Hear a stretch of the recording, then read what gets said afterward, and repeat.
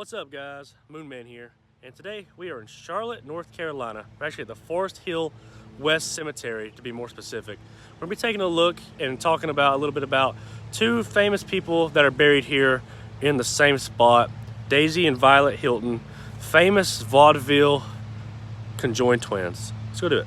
And here in this grave, Mark Thompson, I'll tell you more about why that is later on. You see Daisy and Violet Hilton. And you see Daisy and Violet Hilton, 1908 to 1969, beloved Siamese twins. Well, the little story on them, they were born in 1908 in England. Their mother worked in a pub, and the owner of the pub saw them. They were conjoined at the hip, and the owner of the pub saw them, and she bought them from their mother.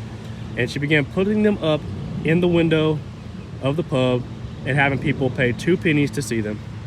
And that began a life of showbiz for them. So eventually, the reason their name's Hilton is Mary Hilton's the one that bought them. Eventually she saw more opportunities if they moved to America, so she did. She moved them to America, and she began showing them off some more, and she began making them learn different instruments and learning how to sing, and she wanted them to talk with like more of an American accent rather than an English accent. So she brought them over to America and gave them to a new audience, showed them to a whole new audience. And, this created lots of opportunities for them. They had a lot of publicity. Soon when vaudeville really took off in the 20s, they were teenagers for the most part. And they would star in, vaudeville shows. They would go on, they'd be on TV, on the small screen, the big screen. They'd do plays, people would pay money to come see them. They'd be in touring sideshows. And financially, it was really, really working out. Except by that, I mean, it was working out for Mary Hilton. They were making lots of money. She's making tons of money off of them, and they had yet to see any of that money. But it would only get worse from there. Because eventually, Mary Hilton would die. And Mary's daughter and her husband, Meyer Myers, would inherit the twins. And I say inherit because the twins they never referred to them as their parents, only their owners, because they were beaten, they were abused, they were, like I said, they were forced to learn all these things, do all these things they might not have wanted to do. They didn't have really a childhood.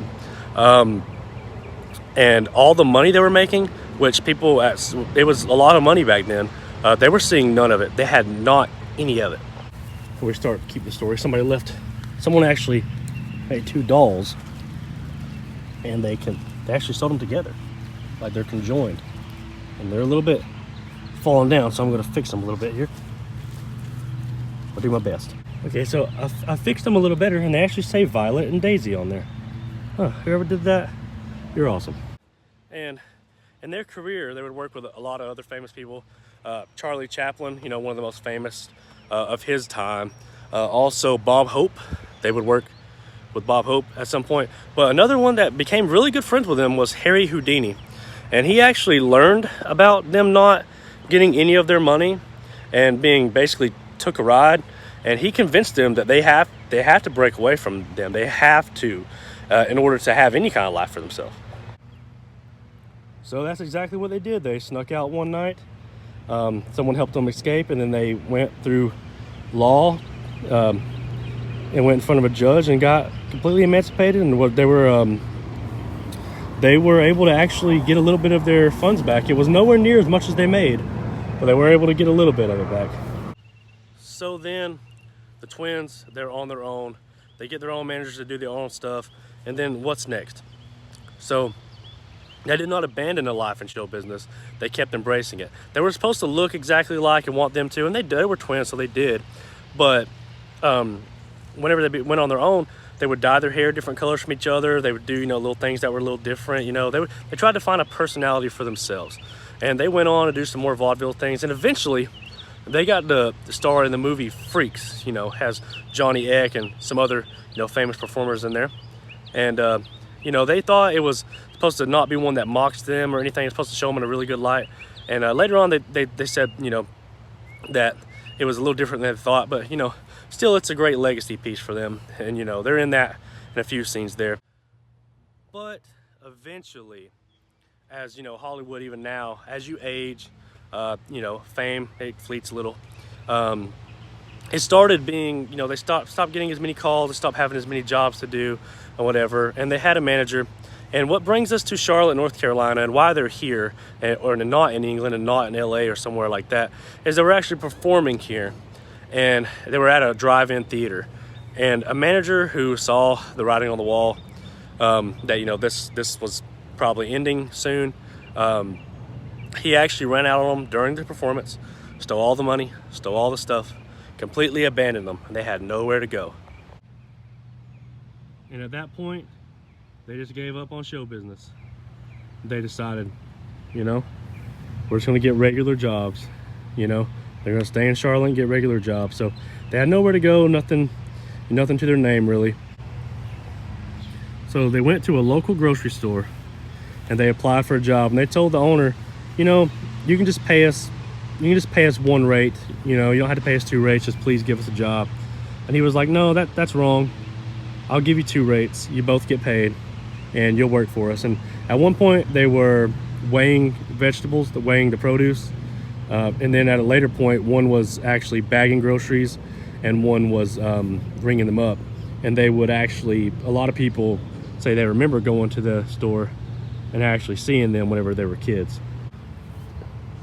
And they worked there for more than half a decade. And then eventually they didn't show up. They didn't show up to work.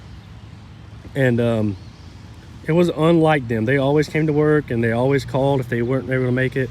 And what actually ended up happening, they actually went for a welfare check because the boss was actually worried. What actually ended up happening is they both had contracted the Hong Kong flu in the late 60s. And one of them had passed away. I can't remember off the top of my head which one had died first, but one of them had actually passed away, and the other one passed away 4 days later. They believe that she might have been too weak, you know, because they were only like 80-something pounds apiece, you know, at their whole life. But they believe that maybe she was too weak to be able to, you know, pick up and carry or drag over, you know, her dead sister to call anybody for help. And so she eventually just withered away and succumbed to the disease herself as well. And since they had no family and they had no real earnings, they only had about $1,000 to their name at the time of death.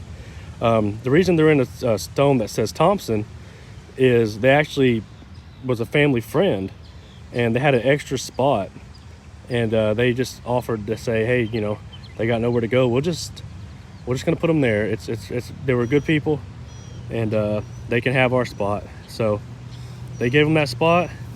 And as you see, they did carve it in there, Daisy and Violet Hilton, and they did give them this a little later on. Let me touch it. And as you already saw, in comparison to the dolls and the flowers, people have been leaving different rocks and different coins. There's some $1 coins in there. You know, they're not forgotten. They're pretty well known. In North Carolina, there's 3 sets of conjoined twins that were all famous in some degree. And that's very weird fact, but they're one of the most known probably ever, because at the time of their birth,